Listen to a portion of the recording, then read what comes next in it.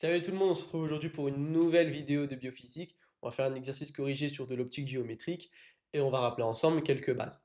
Donc je vais lire l'énoncé. Un objet réel AB est placé à 5 cm d'une lentille divergente de vergence 10 dioptries en valeur absolue, complétée avec la proposition vraie. Donc on nous demande si l'image elle est réelle ou virtuelle, si l'image elle est droite ou renversée et si l'image elle est plus grande ou plus petite. Donc déjà, il y a plusieurs mots-clés là, dans cet exercice. Le premier, c'est que c'est un objet réel. Le deuxième, c'est qu'on a affaire à une lentille divergente. Ça va être les mots à retenir. Je vais tracer le système optique. Donc, je trace l'axe optique. Ici, je place ma lentille. Et là, c'est mon centre O. Quand la lentille, elle est convergente, on met un chapeau comme ceci, en genre de flèche. Quand la lentille, elle est divergente, on le fait à l'envers, comme ceci. Et on fait la même chose ici. Ici, on nous dit que l'on a une vergence de 10 dioptries en valeur absolue. Mais on ne sait pas si c'est plus 10 dioptries ou moins 10 dioptries. Déjà, la vergence, c'est égal à quoi? La vergence, V, est égale à 1 sur la distance focale, OF', la distance entre le centre optique et le foyer image. On peut la noter aussi 1 sur F', parce que OF' égale à F'. Comme on a une lentille qui est divergente, la vergence est négative. Si on a une lentille qui est convergente, la vergence sera positive, mais si elle est divergente, elle est négative. Donc ici, en fait, notre vergence, c'est moins 10 dioptries. Moins 10 dioptries. Bon, ben ici, moi, ce que je veux, c'est la valeur de notre F'. Pourquoi? Bah, avec ça, je vais pouvoir placer mes foyers, objets et images. Une fois que j'ai un foyer, j'ai le deuxième, puisque on sait qu'ils sont symétriques de part et d'autre de la lentille. Donc 1 sur F' égale moins 10.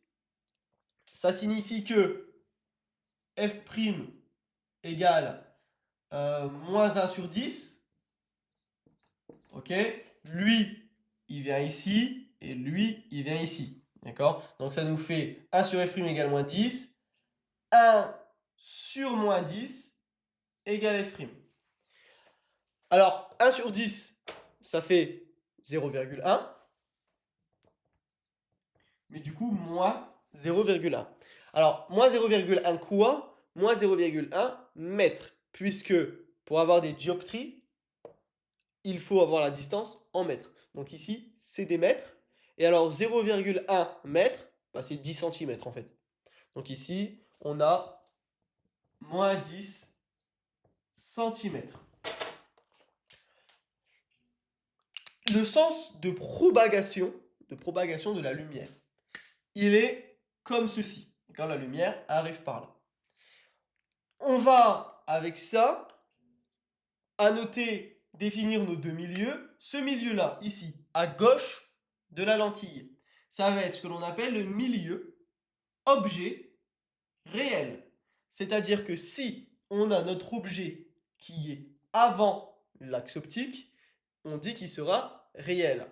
Si notre image est à gauche de l'axe optique, c'est-à-dire qu'elle est ici, on dira qu'elle est virtuelle.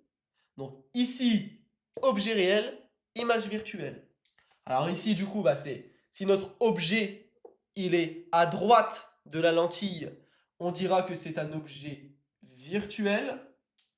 Et si notre image elle est ici, on dira que c'est une image réelle.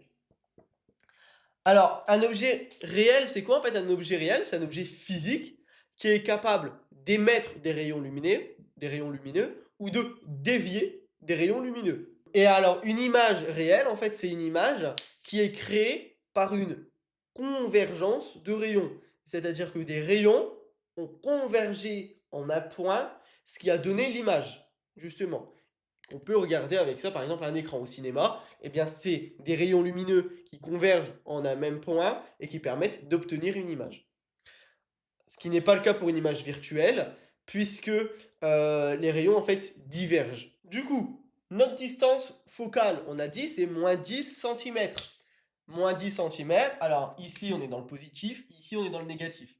Moins 10 centimètres, je vais mettre que c'est ici. Du coup, F', il est ici. Le petit f', c'est la distance, d'accord? Mais le foyer image, on note avec un grand F. De ce fait, comme on a dit que le foyer objet et image étaient symétriques, eh bien si mon foyer image il est ici, mon foyer objet il va être ici, à peu près. J'ai placé mes foyers. Ils nous ont dit que l'on avait un objet réel placé à 5 centimètres. L'objet il est réel. Bah, ça signifie déjà qu'il va être dans cette zone. On nous dit qu'il est à 5 centimètres de la lentille. Je me place à la lentille, 5 centimètres. Là, on était à moins 10. Et bien ici, on est à moins 5 centimètres. Là, c'est notre objet AB. Il se situe ici. L'objet AB, regardez, je vais juste faire un trait droit. D'accord? En fait, on s'en fiche de la taille que l'on va prendre au début. Nous, ce qu'on veut, c'est simplement savoir les caractéristiques de l'image par rapport à l'objet. Que je le fasse de cette taille ou que je le fasse de cette taille, les caractéristiques de l'image, ce sera toujours la même chose. Ce sera toujours soit plus grande, soit plus petite, soit droite, soit renversée, soit virtuelle, soit réelle. Mais voilà, c'est tout ce qui nous intéresse, nous, pour cet exercice. Donc, on va tracer maintenant nos rayons. On commence par le rayon le plus simple, celui qui passe par le centre optique, puisqu'il n'est pas dévié. Donc là, directement, je trace ce rayon lumineux.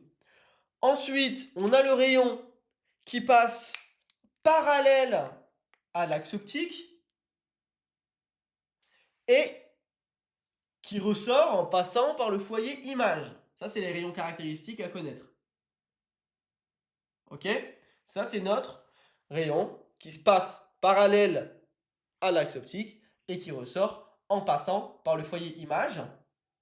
Je prolonge comme ça. Pourquoi j'ai mis des pointillés? Parce que vous voyez qu'en fait, le rayon, normalement, il ne revient pas en arrière. Quand le rayon, une fois qu'il passe, il va, ok, comme je l'ai prolongé ici. Et donc, les pointillés, en fait, c'est pour faire la continuité. On a ensuite le rayon qui passe par le foyer objet et qui ressort parallèle à l'axe optique. Le rayon qui passe par le foyer objet et qui ressort parallèle à l'axe optique. J'aurais pu m'arrêter déjà à l'étape d'avant, puisqu'il suffit d'avoir deux rayons pour savoir où est-ce que l'image se trouve. Il suffit de voir la première intersection, il n'y a pas besoin de tracer les trois rayons, si on voulait vérifier.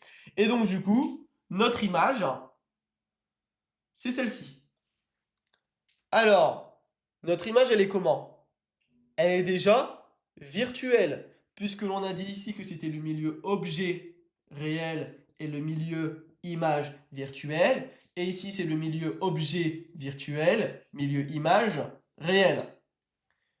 L'image, elle est dans le milieu image virtuelle, donc elle est virtuelle. Elle est droite, elle est dans le même sens que l'image, que l'objet de base. L'objet de base, il est comme ça, et l'image, elle est dans le même sens. Ok. Si on avait ça, par exemple, tac, dans ce cas-là, on aurait dit que c'était renversé. Mais là, elle est droite, et elle est plus petite. Je vois que là, mon image, elle fait tout ça, alors que là, elle fait que ça. Donc, on en conclut que l'image, elle est virtuelle, droite, et plus petite. Ok, virtuelle, droite, plus petite. C'est donc la proposition B. Cet exercice est maintenant terminé. N'hésitez pas à mettre dans les commentaires si vous avez des questions. Moi, je vous souhaite bon courage.